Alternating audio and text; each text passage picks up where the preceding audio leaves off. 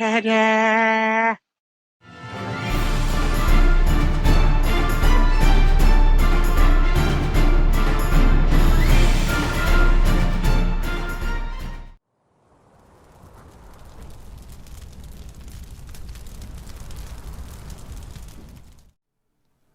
Leadership and psychology. The route test. A player must make a route test at the start of his turn if a quarter, that is 25% or more of his warband, is out of action. Take for example this Skaven warband. Let's say initially that they had 8 warriors in their warband, and in the last turn combat they were dropped down to 1, 2, 3, 4, 5, 6. Now they have lost 25% of their warband. In their turn now they will have to roll for the route test. If the route test is failed, the warband automatically loses the fight. The game ends immediately and surviving warriors retreat from the area. A failed route test is the most common way in which a fight in Mordheim ends. To take the route test, we will now roll 2d6 and compare it to the leadership of the leader, or if the leader is dead, the highest leadership of the next individual left on the board. Let's say for this case that we are going to be using a leadership of 6. So what that means now is in our 2d6 roll, we need to be able to roll equal to or less than the warband leader's leadership. And here's the route test. So that would be an 8. That means that the Skaven would then rout and flee off the battlefield, thus ending the game. Once again, if your leader in your group is either stunned or out of action, you are unable to use his leadership and must move to the next highest leadership. Voluntary Route. Once 2 or more of the warband are out of action, a player may voluntarily abandon the battle at the start of any of his own turns. So for example, if this Skaven has the turn now, and let's say they lost 2 of their warriors who are now out of action, they may choose in their turn now, because they are down 2 to only 6, to voluntarily rout and leave the battlefield. Sometimes this is the most advantageous thing to do because you might be able to run off with some treasure and some loot and avoid losing any more of your warriors. Any warrior within 6 inches of his leader may use his leader's leadership value when taking leadership tests. This is the leader's ability to encourage his warriors and push them beyond normal limits. So if this is our leader for the Skaven army, we may say then that this clan rat is able to use the leader's leadership. The rest of them, however, must use their own leadership for any leadership tests. If, however, the leader is himself knocked down, stunned, or fleeing, he cannot confer this bonus on anyone else. The sight of your leader running for cover is obviously far from encouraging. All alone. Being outnumbered and all alone in Mordheim is a nerve-wracking situation for any warrior. If your warrior is fighting alone against at least 2 opponents, in this case our archer is fighting against 3 clan rats, and if no friendly troops are within 6 inches, in this case we are beyond the 6-inch range, then your warrior must take a test at the end of his combat phase. The test is taken against the model's leadership on 2d6. If the warrior scores equal to or under his leadership, his nerve holds. If the score is greater than his leadership, the warrior breaks from combat and runs. So at the end of this combat, we may roll 2d6, and we see that we have an 8, which means that our archer will lose his nerve and run. The reason for that is that he has a leadership of 7, and we rolled over his leadership. In running then, the archer will turn away from his enemies and make a 2d6 move as fast as he can away from them. As he does so, however, each of the 3 Skaven that were engaged in combat get to attack 1 automatic hit against the archer, so for a total of 3 hits.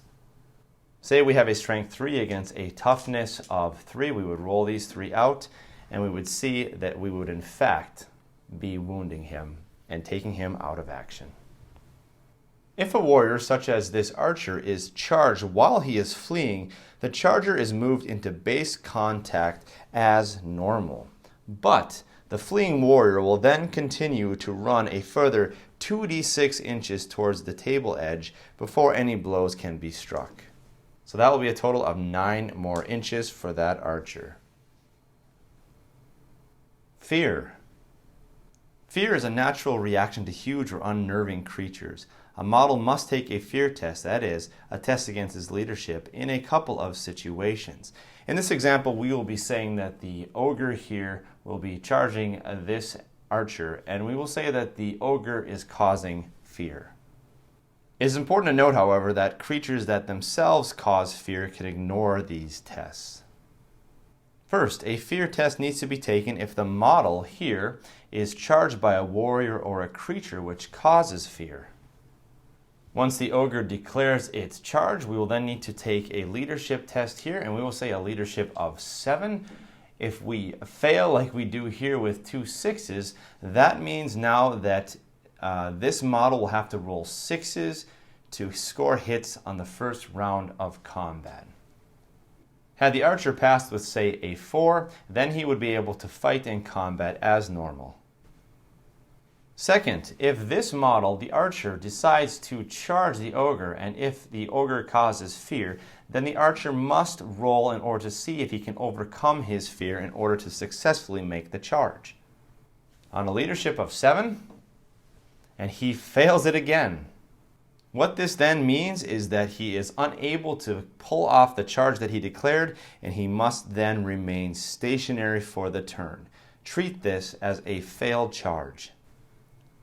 Had the archer been successful in his leadership test, say if he rolled a 3, he would then be able to complete his charge like normal. Frenzy. If a model has a special rule of frenzy, it must always charge if there are any enemy models within charge range. You check after charges have been declared. The player has no choice in this matter. The warrior will automatically declare a charge. In this case, if we assume that this orc boy has frenzy, then he will have to declare a charge. In this case, he is within charge range, so he will declare a charge and pull off a charge against that Empire warrior. One benefit of frenzy is that frenzied warriors fight with double their attacks characteristic in hand-to-hand combat. So for example, warriors with 1 attack like this orc therefore have 2 attacks. Warriors with 2 attacks have 4, etc. If a warrior is carrying a weapon in each hand, he receives +1 attack for this as normal. This attack is not doubled. So let's say in this case, we usually have 1 attack for the orc, but because he is frenzied, he has 2 attacks now, and let's say he has an additional hand weapon, which would mean that in attacking in this combat, he would have a whopping 3 attacks. Once they are within charge range, frenzied warriors are immune to all other psychologies such as fear and don't have to take these tests as long as they remain within charge range. If a frenzied model is knocked down or stunned at any point, he is no longer frenzied. He loses his frenzy and he continues to fight as normal for the rest of the battle. Hatred. Warriors who fight enemies they hate in hand-to-hand combat may re-roll any misses when they attack in the first turn of each hand-to-hand combat. In this case, we may say that the orc has hatred for the Skaven. In this case, in their combat, if he happens to roll a miss in hand-to-hand combat, he may re-roll that miss when he is attacking. It is important to know that this bonus applies only in the first turn of each combat and represents the warrior venting his pent-up hatred on his foe. After this first round, the two then continue to fight on as normal. So say, for example, this orc is attacking here with 2 attacks. We'll say he's hitting on 4s. And what we have here is 1 hit and 1 miss, but because of hatred, he gets to re-roll that one, and that one is also a miss. Stupidity. For the sake of this example, let's just assume that the ogre represented here suffers from stupidity. If a model is stupid, it will need to take a leadership test at the beginning of its turn to see if they are able to overcome their stupidity. To do so, we roll 2d6 and compare that to the leadership. In this case of the ogre bull, we have a leadership of 7. So let's roll that out, and he gets a 9, so he fails that test. A failed test can mean a couple of different things. If the model is in hand-to-hand combat, so for example with this orc, it will not strike any blows during this turn of hand-to-hand combat. In addition, if he is a spellcaster and wants to cast a spell, he will not be able to cast any spells this turn. If the model is not in hand-to-hand combat, roll a d6 and compare it to the chart. With a 5, the warrior will stand inactive and drool a bit during his turn. He may do nothing else, as drooling is, of course, so demanding. Were we to roll a 1, 2, or 3, the warrior moves directly forward at half rate, stumbling forward, stopping 1 inch away from any enemy.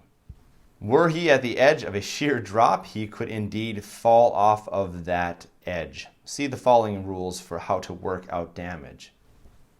Were he to move into an obstacle, he would then immediately stop. The model, of course, will not be able to shoot this turn.